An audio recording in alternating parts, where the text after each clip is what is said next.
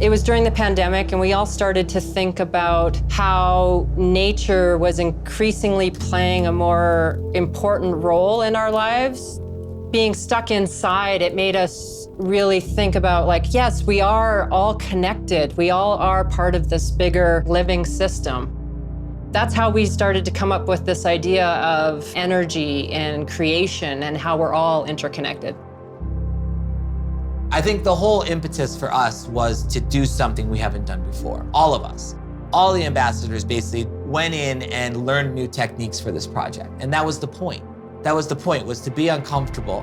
You know, it's no fun if we just do stuff that we've done before and just kind of like going through the motions, where it's like, no, we're gonna learn new techniques entirely. That was like one of the key pillars of the process.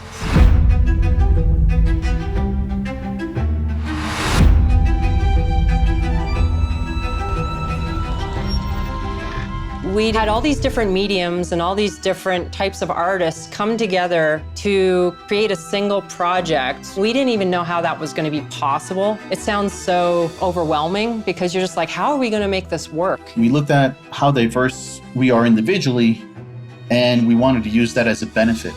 So how to fit that within like one concept in general is already a challenge. Like, what is going to be the storyline? Everyone has to have a couple of scenes, you know. It's not like we just make one thing and then we hang on it. It's like each thing needs probably a couple of beats of progression overall. How minute do we want to go? Do we want to go and tell an evolution story? Where should we start? I kind of just wanted to see what my surroundings would look like if there was my interpretation of a living system grown over these surroundings that I'm familiar with. I'm gonna like model downtown Brooklyn and do this kind of like fractured reinterpretation of the city, so it like reacts to the camera as it passes by. It kind of like changes all the buildings into like this kind of That's so cool, man. That's cool. How do you do that? With fucking a lot of patience. I wanted to do something that was kind of challenging for me as well, you know, and that's doing photorealistic outdoor scenes. So I was out just taking some reference photos of kind of buildings that didn't look in any way special or any way interesting. And that was really my motivation to create something beautiful on top of them, because we walk past these things every day, you know, we're surrounded by them and we essentially ignore them. I knew that I wanted to create something that was going to test the limits of the Z4. So I was going to throw a lot of geometry at it. I was going to throw a lot of simulation at it. I was going to throw a lot of textures at it. And the Z4 just handled it. It just handled it. A lot of our work it's very different. You know, some of it's very whimsical, some of it's very edgy, all of it's very detailed. And I think if we sink into what makes our work cool and really stress that part of it, I think we'll be in a good shape. Normally, I travel overseas for work. And because of the pandemic, I had to kind of scrap that idea, and I had to work locally. I tried to think of what was in my own backyard here in the States where I could drive to that I feel like had that remote, kind of untouched feel to it. I'm actually thinking of like the Southwest, Red Desert area, like Arches or Zion, which I think would go really well with Rik's palette. Didn't get quite what we wanted. We were hoping to get some really nice light this evening. Just didn't work out the way we were hoping. We got some cloud cover, but that's okay. It's all part of the program, part of the process. Can't win them all. We can try. You know, Nidia, if you were doing a tree, I could find a really cool, gnarly tree to film, and it could link it that way. Yeah, like I can definitely pick up your footage and try creating a point cloud of that and get that as an initial point, like an initial segue in. Nidia was going from digitally creating this like particles of a tree, bringing it together into the footage that I was filming of this tree. And it just made me so excited to think that this was even possible.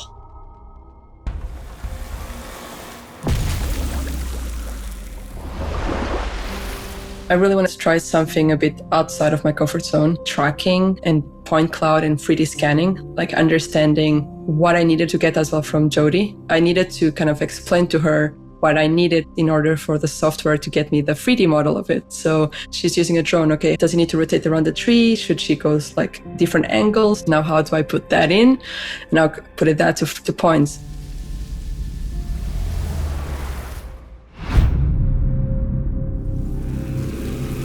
My biggest challenge of the project was definitely the animation part. Like, I can't animate. I don't know how to move a camera. I don't know how to switch focus.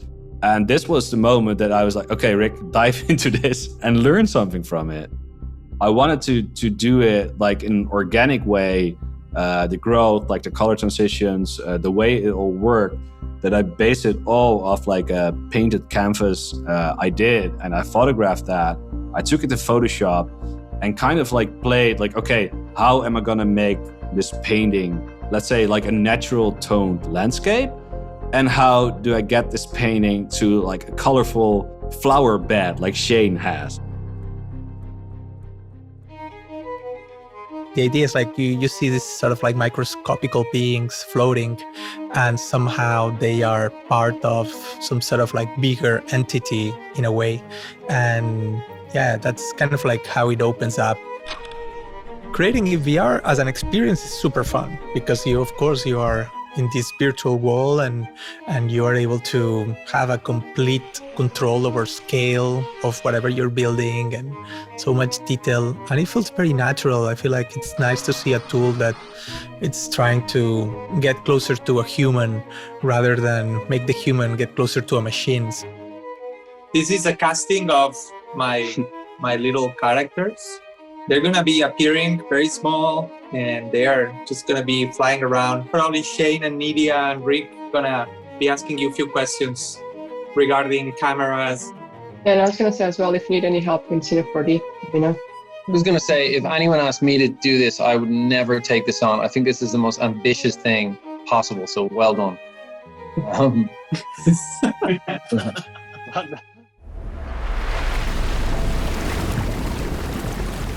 I'm still kind of on the elemental kick. I want to explore elemental systems of fluid sims, smoke sims, fog, both as a simulation on the computer, but also in the real world.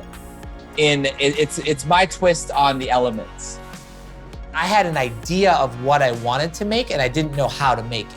You know, I learned 3 new pieces of software for this project. That's fun, because now you're on this discovery, you're weighing different options. I find myself entering into flow when I use the ZBook because the power it enables me. So, you know, I just kind of go in there and I just play and I discover these new techniques, and then those new techniques build on each other. And this is something I'll be doing for decades.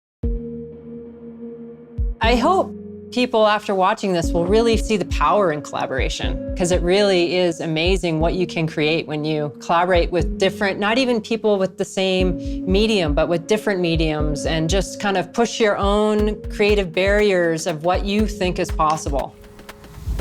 Nature itself is like this sort of like magic engine. There's a lot of collaboration in nature.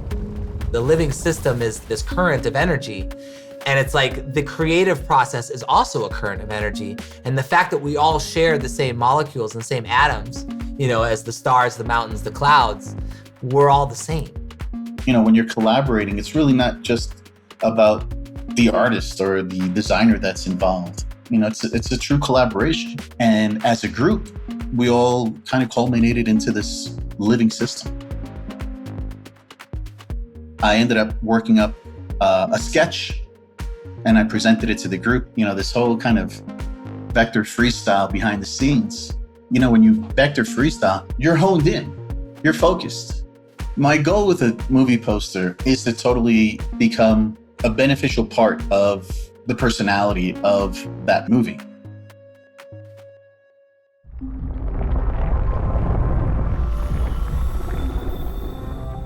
We made a piece that shows this kind of blossoming facets of nature, and we paired that with our creative flow as creators.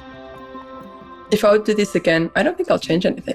I like how things went, and I like how things may change, and like how I had one initial idea and then you end up changing to something else when happy accidents happen. I'm hoping that I inspire other girls so they can see that hey, there's actually women in the industry and they're doing amazing work. I just hope that people are inspired to just create and have fun with all that technology has to offer these days. I think when you finish a project and you immerse yourself in these ideas and the process, and the process itself and the execution is entirely new, is the most inspiration you can glean from any project.